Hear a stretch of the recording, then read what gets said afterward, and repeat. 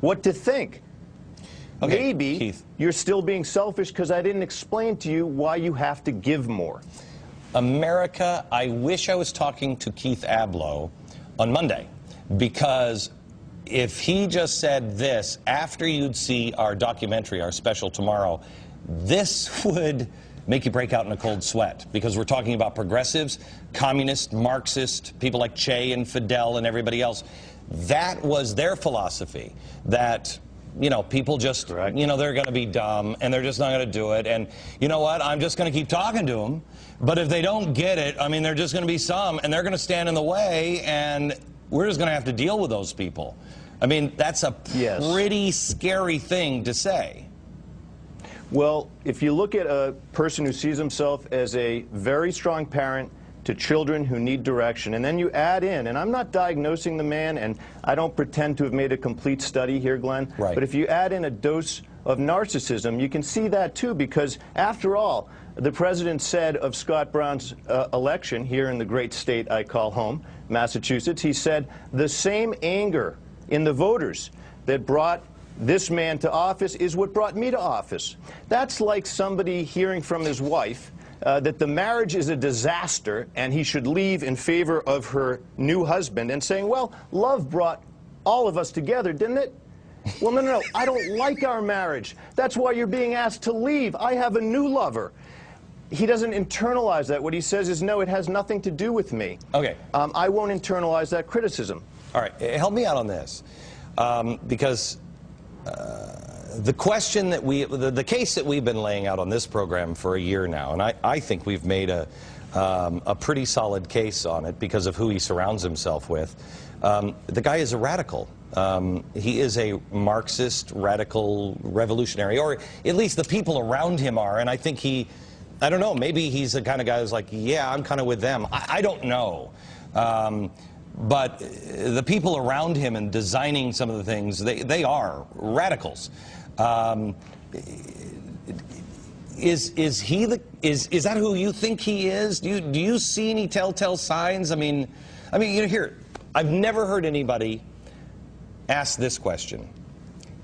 What does the changing of his name in his college era, when he was, you know, hanging out with Marxists and, you know, radicals and everything else, his own words in his own book, when he changes his name from Barry to Barack, that's got to be a significant moment in his life. If do you seal what you were feeling at that time, and does that brand you by changing your name like that internally? Well, you know, listen, I think that was brewing in him for a long time.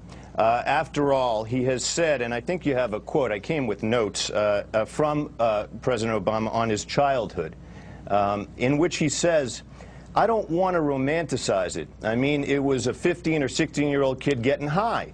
It was just a young man who didn't have a good sense of what was important in life. I think that if I had had both parents in the house, listen to that, if I had had both parents in the house and I was guided by a constant and steady hand all the time, that I probably wouldn't have made some of those mistakes. Okay, so what's he describing, Glenn? He's describing the absence of his father. He's raised by his mom, a white woman, his maternal grandparents, both of them, of course, white, a sense of being ostracized and looking for himself.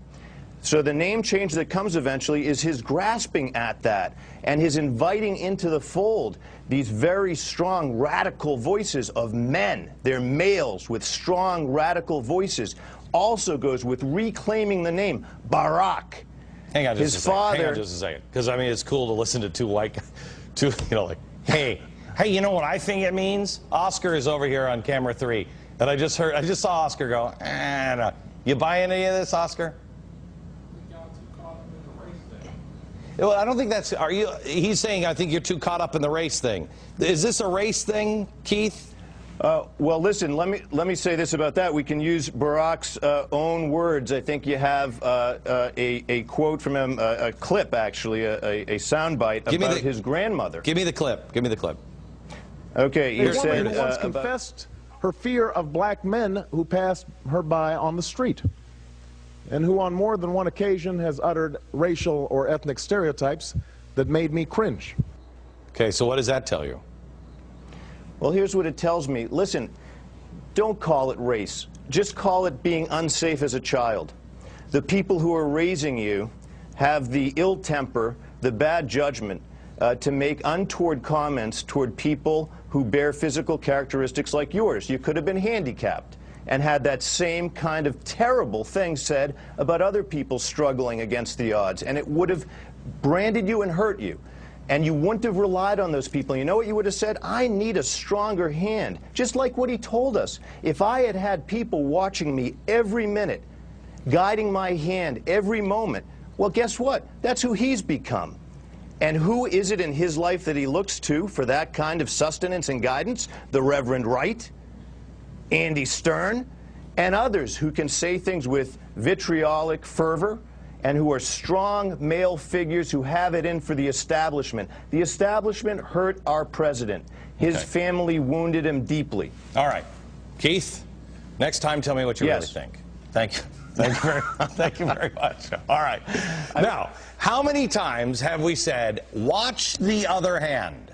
Yesterday was a great example. I mean, it was a big day for news. Almost too big. Because the other hand was busy doing things and people didn't notice it. I'll break all of the news that didn't break next.